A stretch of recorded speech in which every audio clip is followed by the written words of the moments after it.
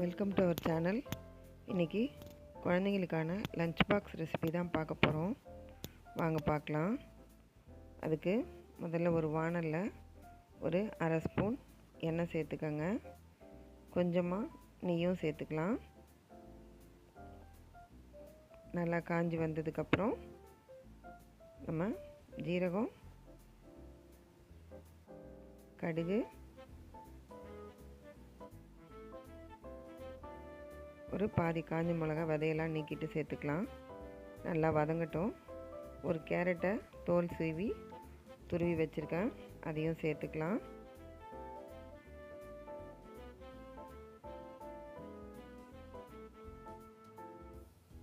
கடுகு வெடித்தோடனே கருவேப்பிலை சேர்த்துட்டு நம்ம துருவி வச்ச கேரட் அது கூட சேர்த்துடலாம். நல்லா கலந்து கொடுங்க. குழந்தைங்களுக்கு இந்த மாதிரி வெரைட்டி ரைஸ் கொடுக்கும்போது சாப்பிட்டு வந்துடுவாங்க மிச்சம் வைக்காமல்.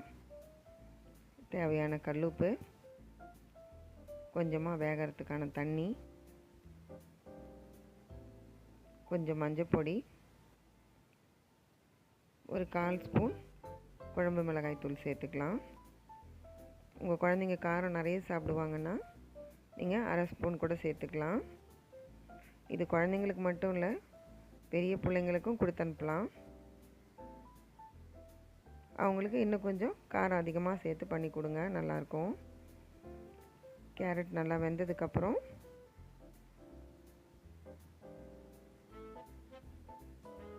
சாதத்தில் கலந்து நம்ம பேக் பண்ணி லஞ்ச் பாக்ஸ் ரெடி பண்ணி கொடுக்கலாம். இது கூட சாதம் ஆற வச்சு கலந்துக்கோங்க.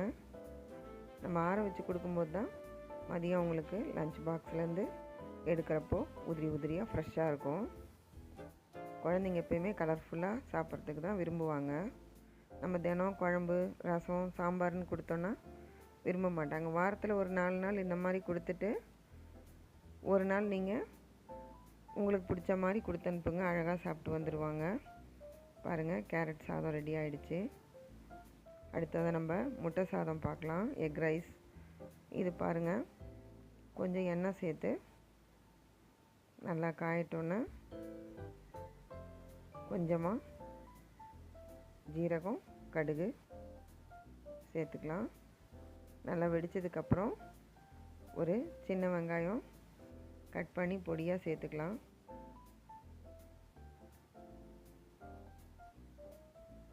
நல்லா வதங்கி வரணும் வெங்காயம். அப்போ தான் உங்களுக்கு வாயில் ரொம்ப கடிப்படாமல் சாப்பிட்றதுக்கு ஈஸியாக இருக்கும்.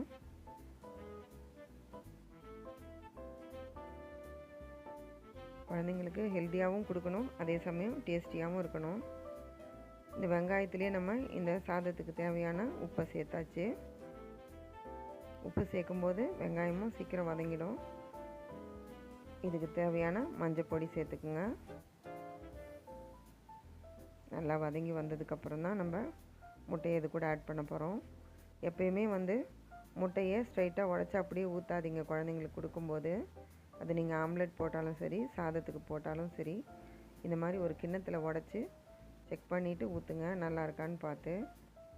ஓடும் இல்லாத இருக்கணும் குழந்தைங்களுக்கு.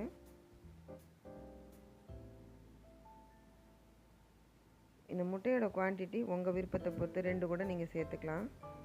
நாங்கள் சின்ன பாப்பான்றதுனால 1 தான் சேர்த்துருக்கோம். இந்த மாதிரி நல்லா பொரித்து எடுத்துக்க வேண்டியது தான். உதிரி உதிரியாக வெந்ததுக்கப்புறம் நம்ம இது கூட சாதத்தை போட்டு ஆட் பண்ண வேண்டியது தான். கொஞ்சம் பெப்பர் சேர்த்துக்கலாம். உங்களுக்கு காரத்துக்கு தகுந்த மாதிரி நீங்கள் பெப்பரை கூட்டி குறைச்சி சேர்த்துக்கோங்க.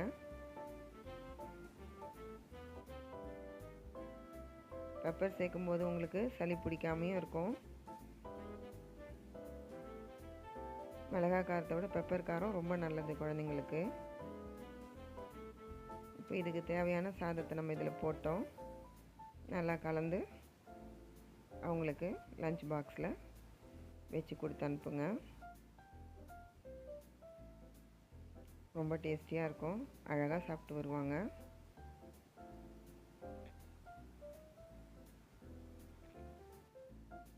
அடுத்ததாக நம்ம முட்டைகோஸ் தான் வச்சு ரைஸ் பண்ண போகிறோம். அதுக்கு கொஞ்சமாக எண்ணெய் சேர்த்து கொஞ்சம் கடுகு, உங்கள் குழந்தைங்க பருப்பெல்லாம் போட்டு சாப்பிடுவாங்கன்னா நீங்கள் இது கூட கடலைப்பருப்பு, உளுத்தம்பருப்பு எல்லாமே சேர்த்துக்கலாம். நான் அதெல்லாம் சேர்க்கலை, சிம்பிளாக பண்ணியிருக்கேன். வெங்காயம் போட்டு ஒரு 1/4 பச்சை மிளகாயை 2ஆக கீறி சேர்த்துருக்கேன். உப்பு காரம்லாம் உங்கள் குழந்தைங்களுக்கு தகுந்த மாதிரி நீங்கள் கூட்டி குறைச்சி சேர்த்துக்கலாம்.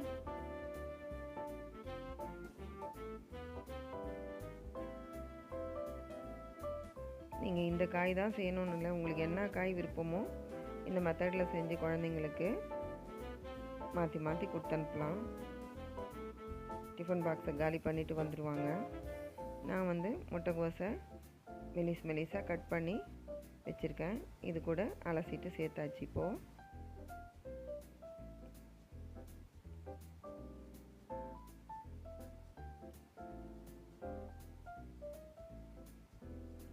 எங்கள் பாப்பா காரம் ரொம்ப சாப்பிட மாட்டாங்க, அதனால் அவங்களுக்கு நான் ரொம்ப காரம் சேர்த்து கொடுக்க மாட்டேன்.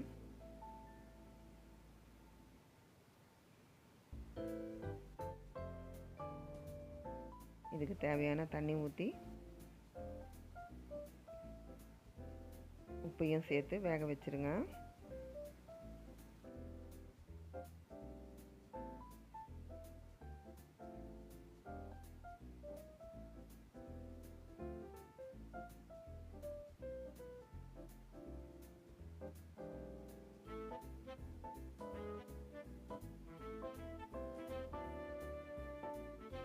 நல்லா தண்ணி சுண்டி வரணும்.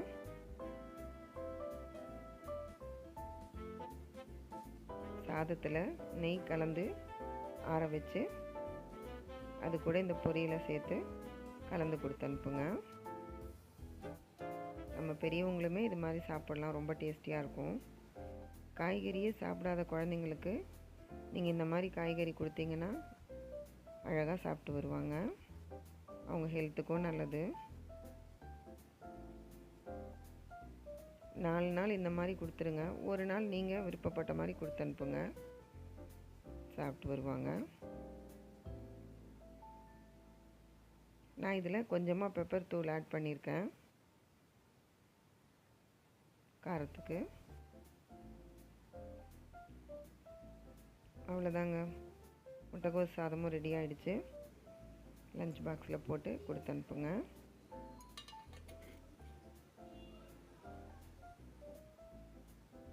அடுத்தது நம்ம பீட்ரூட் சாதம் தான் பார்க்க போகிறோம்.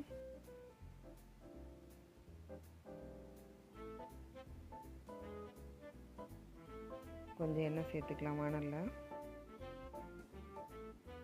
என்னோடய வீடியோ பிடிச்சிருந்ததுன்னா லைக் பண்ணுங்கள், ஷேர் பண்ணுங்கள், சப்ஸ்கிரைப் பண்ணுங்கள், பெல் பட்டனையும் அழுத்துங்க. நம்ம இதுக்கு கடுகு மிளகாய் தான் தாளிச்சிருக்கோம். பீட்ரூட்டை துருவிட்டு சேர்த்தாச்சு. நம்ம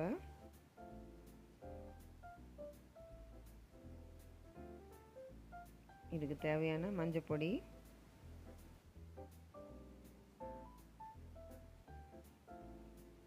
வேகிறதுக்கு தேவையான தண்ணியும் சேர்த்துக்கோங்க.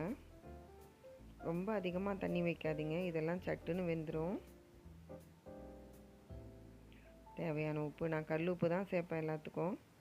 உங்களுக்கு தூள் உப்பு தான் வேணும்னா நீங்கள் அதையும் சேர்த்துக்கலாம்.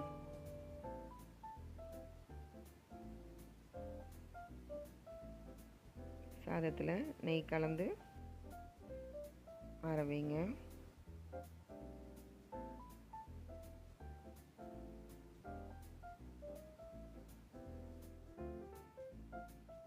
பீட்ரூட் நல்லா நமக்கு வெந்து வந்தாச்சு, சாதத்து கூட கலந்தாச்சு.